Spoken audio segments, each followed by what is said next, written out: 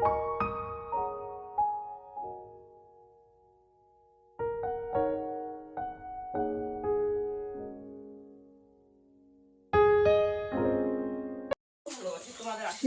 বন্ধুরা, good morning, welcome back to my channel. আশা করি তোমরা সকলে খুব ভালো আছো এবং সুস্থ আছো। আমি কিন্তু অনেকটাই ভালো আছি। চলে আসলাম নতুন একটা ইন্টারেস্টিং ব্লগ ভিডিও নিয়ে। তো আজকে হচ্ছে রাখি পূর্ণিমা। সবাইকে রাখি পূর্ণিমার অনেক অনেক শুভেচ্ছা। এখন সকাল বাজে 10টা।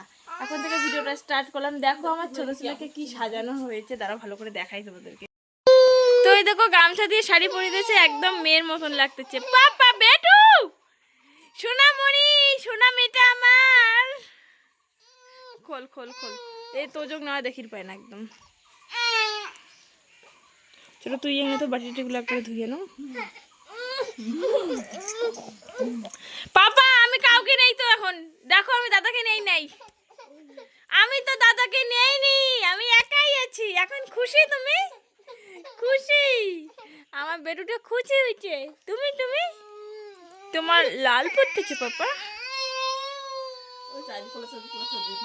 এদিকে রান্না বসিয়েছে, আর মা বাবা তো শাক তুলছিল বিক্রি করার জন্য। সেই শাকটা নিয়ে গেল বাবা, আর মা আমাদের খাওয়ার জন্য কিছুটা শাক তুলে নিয়ে আসলো। তাই বললো একটু কাটাকাটি করে দে, তাহলে খুব তাড়াতাড়ি হয়ে যাবে। আর বড় ছেলেকে আমার ছোটো বোন করে নিয়েছে, আর ছোটো ছেলে দোলনায়। এদিকে একটা কাকিমাও আসতেছে, তার সঙ্গে একটু গল্প করতেছি। আসলে কাকিমাটা হচ্ছে আমার ছেলেকে একটু এদিকে এসে নেবে, তাই বলতেছে ক্যামেরাটা চালু করছিস নাকি। তো বললাম হ্যাঁ চালু করাই এসে, তাই একটু ঘুরে আসলো। এখানে দেখো আজ হবে আলু বেগুনের সবজি। এখানে কেটে দিলাম। ঢ্যাঁড়স কালকেই তুলেছি, কালকে রান্না করা হয়নি। কতদিন থেকে ঠাকুর পুজো করি না সেটা তোমাদের কি বলবো। যখন আর কি প্রেগনেন্সিতে ছিলাম তখন তো 2-3 মাস ঠাকুর পুজো করেছি, তারপর আর পুজো করিনি। কারণ ওই ডক্টর বলেই দিয়েছিল যে তোমার এসব কাজ করতে বারণ। তারপর ডেলিভারি হওয়ার পর মাঝখানে একদিন আমাদের বাড়িতে পুজো করেছি, আর সেরকম পুজো করা হয়নি। আর টুকিটুকি যেগুলো করি ওগুলো হচ্ছে কোনো কোনো অনুষ্ঠানে। তো আজকে পুজোর দায়িত্বটা আমার কাঁধেই পড়লো, কারণ মার একটু অসুবিধা আছে। বোন রান্না করছে, এক বোন অসুস্থ, আর এক বোন গেছে টিউশনে, বাবাও বাড়িতে নেই। তো সব কিছু ঝামেলার পরও দেখো বাড়িতে কিন্তু মোটামুটি ঝামেলা লেগেই রয়েছে, যেহেতু আমরা দুজন মানুষ। আর ছোটো বোনের একটু অসুস্থ আছে, তো সেও ঠিকঠাক মতো ছেলেকে সামলাতে পারছে না। পুজোর দায়িত্বটা নিয়ে যে ফুল টুল এগুলো তুলে আনলাম, তারপর দেখলো একটু রোদ উঠেছে। আর কালকের অনেকগুলো বাসি জামা রয়েছে ছেলেদের, বিশেষ করে প্যান্টগুলো। এতগুলো প্যান্ট লাগে কি বলবো, বারবার যদি ইস্যু করে দেয় সেগুলো আর কি শুকোতে দিলাম। আজ যেহেতু রাখি, দেখো রাখি পরাইতে চলে আসছে দোকানের বেটি না, চকলেট অনেক কিছু পাওয়া যাবে।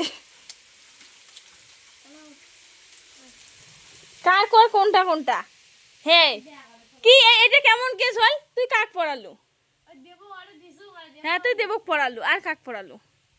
ওটা 4টে পড়ালু, তুই 4টে দিছিস? হ্যাঁ তা মোটটা মগ দে। তুই তুই যাবো না আসছিস এটাই। হ্যাঁ ঠিক আছে। তোমরা তো দেখতেই পেলে, আমার বোনেরা রাখি পরাইতে এসেছে। আর আমাদের ওইদিকে নিয়মটা একটু অন্যরকম। ওই যে রবীন্দ্রনাথ যেই নিয়মটা চালু করেছিল সবাই সবাইকে রাখি পরাবে, তো আমাদের ওইদিকে সবাই সবাইকে পরায়, সে ভাই বোনের মধ্যে আর সীমাবদ্ধ থাকে না।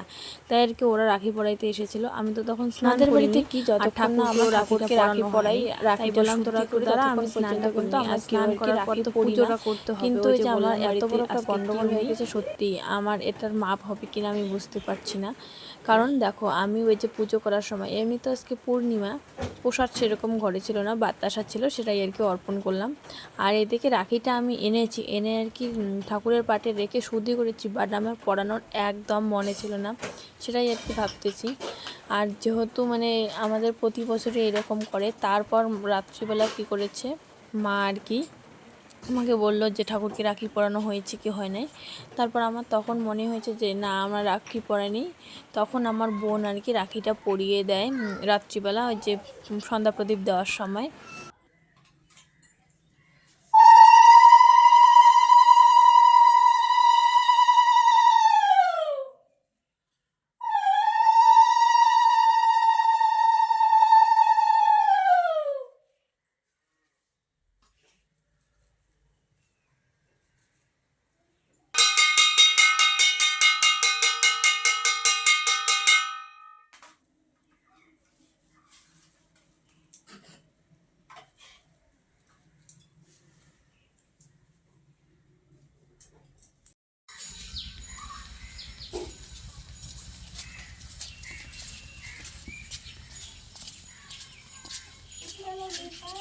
যখন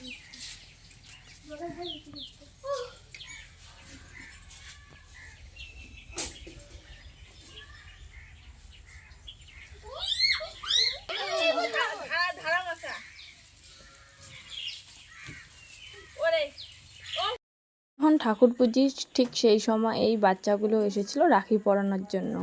তো এরা তো আমার পিছে পিছে একদম ঘুরছিল যখন আমি তুলসী তলা যাই ঠিক তার সামনে, তারপর বাইরের মন্দিরে, তারপর আমার রাস্তার ধারের মন্দিরে, মানে যেখানেই যাই না কেন ওরা আসতেছে। তারপর বললাম দাঁড়া আমি পুজোটা কমপ্লিট হোক তারপর রাখিটা পরাই। তো ওরা তো আমাকে পরিয়ে প্রণাম টনাম করলো, তোমরা দেখলেই। তারপর আমি ওদেরকে পড়াচ্ছিলাম। সত্যি কথা বলতে কি এই বাচ্চারা আসছে একটু টাকা পয়সার জন্য, মানে ছোট বয়সে সবাই কিন্তু এরকমই করে। ঠিক আমরাও এই রকমটা করছিলাম, সবাইকে রাখি পরাচ্ছিলাম ছোট বয়সে, মানে কম বয়সে। তখন সবাই আমাদেরকে একটু চকোলেট, টাকা পয়সা দিত। কিন্তু সত্যি কথা বলতে কি আমার কাছে মাত্র কয়েকটা টাকা ছিল, আর সবাইকে 5-10 টাকা করে দিতে গেলেও কিন্তু অনেকটাই টাকা লাগে, আর অতগুলো টাকা আমার কাছে ছিল না, তাই আর কি দেই নেই। তো এই হচ্ছে কথা, সবাই তো রাখি পরাইলো, আমিও পরাইলাম, প্রসাদ খাইলাম, ওদেরকেও দিয়েছিলাম। সবেমাত্র স্নান করে পুজো দিয়েছে, অমনি পুজো কমপ্লিটই হয়নি তাতে এই যে রাখি পরাতে চলে আসছে, হাত ভর্তি রাখি, এইদিকে ওই যে ভর্তি রাখি। এখন আবার একদল চলে আসছে রাখি পরার জন্য।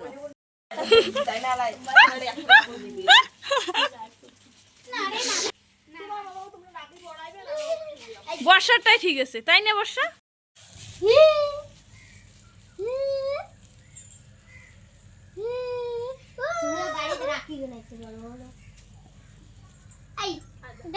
ছোট আমার বানাইছে, এটা তো পিনি, এটা তো তুমি ঢক দেখছি না, আমি সেই খুশি।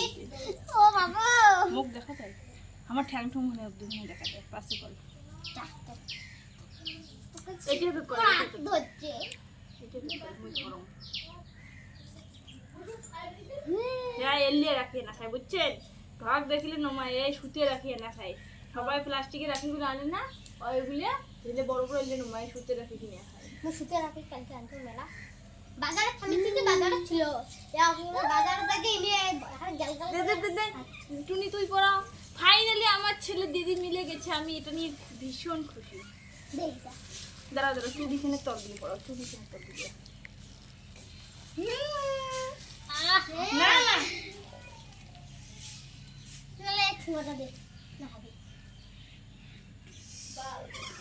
তোমরা যে মোর দিদি হন, মোর বেটা দেখতো মিও আনছে এখানে সেই মজা পেয়েছে বোন। পাপা এটি হাত দাও। দিদি আমার ছেলের প্রথম রাখি বন্ধন দিদিদের সঙ্গে হয়ে গেল, আমি এটা নিয়ে ভীষণ না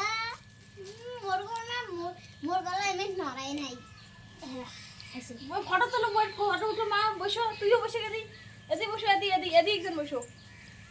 ফটো আমার ছেলেদের হচ্ছে এবছর ফার্স্ট রাখি, তো ভেবেছিলাম হয়তো রাখি হবেই না, যেহেতু মানে ওরা এখানে আসে, মানে তোল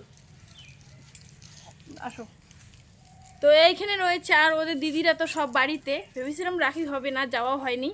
ফাইনালি মানে আমাদের এখানে ওদের দুটো দিদি মিলেছে, এই যে বর্ষা আর বর্ষা না বৃষ্টি, আর হচ্ছে নাকি বিপাশা।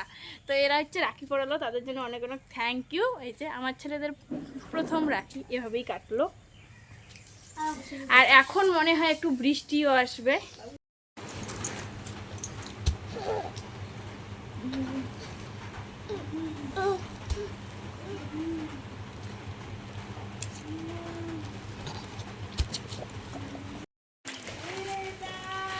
এখন দেখো একটু বৃষ্টি আসলো, আমার তো পুজো দেওয়া কমপ্লিট, তো ভাবলাম একটু ভাত খাই, আর কি কি রান্না হয়েছে চলো একটু গিয়ে দেখি। আজকে না একটা এসে হয়েছিল, কেমন রান্নাঘরটা ঢুকতে জানি না, ভয় করছে, মানে রান্নাঘরটা একটা সাপ ঢুকেছে, এখন তো নেই সাপ, সে কখন চলে গেছে, কিন্তু তবুও জানি না কেন ভয় পাচ্ছি। তো আজকে রান্না হয়েছে আলু ভাজা, বেগুন আলু লাউ শাক দিয়ে একটা তরকারি, আর এখানে হচ্ছে পাট শাক। রান্না করতে চেয়েছিল সেটা রান্না করেনি, তার উপর আমাকে বলছিল যে ঢেঁড়সগুলো তো নষ্ট হয়ে যায়, দে ভাজা করি। কিন্তু এই যে বাড়িতে 3 জনই রয়েছি, একজন তো টিউশন গেছে আর 2 জন গেছে কাজে, বাড়িতে কেউ নেই, সারাটা দিন আজকে 3 জনকেই সামলাতে হবে, তাই ভাবলাম বাদ দে, তাড়াতাড়ি আর কি যেটা হয় খাওয়া দাওয়া করার পর ছেলেদেরকে একটু খাওয়াতে হবে।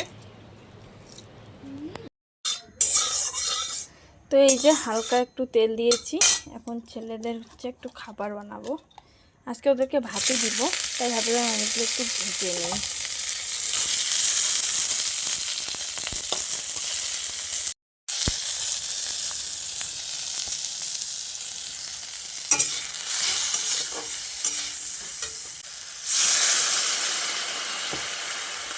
ওদেরকে ভাত খাবো, সেই জন্য আলু ভাজা করেছিল, সেখান থেকে একটু আলু ভাজা আর এগুলো নিলাম। এগুলোকে কি বলে আমাদের এদিকে সাপুদি, তোমাদের এদিকে কি বলে জানিও। এদিকে দেখো ভাতটা আগেই একটু গ্লাস দিয়েছে, ইসে নিয়ে চটকে নিয়েছে, এগুলো চটকে কাকে খাওয়াবো।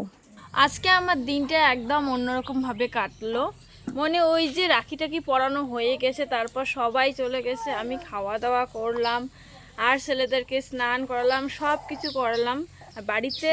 তারপর বোনেরা গিয়েছিল রেশন, ছিলাম আমি একাই সামলাতে সামলাতে ভিডিও করা একদম বন্ধ করে দিয়েছি।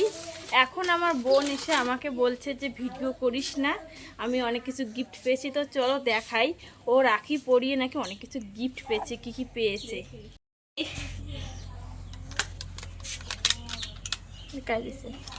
কোন ব্যক্তি? কোন একটা দাদা দিয়েছে এই যে টিফিনটা, এখানে অনেক কিছু আছে। কি কি আছে রে? সিঙ্গারা, মতিচুরের লাড্ডু, গোলাপজাম, তারপর একটা রসগোল্লা, আর এগুলোর নাম আমি ঠিক বলতে পারি না। তারপর কি স্প্রাইট, আমুলের, তারপর আমুল কুল, স্প্রাইট, লেস নাকি নুডলস,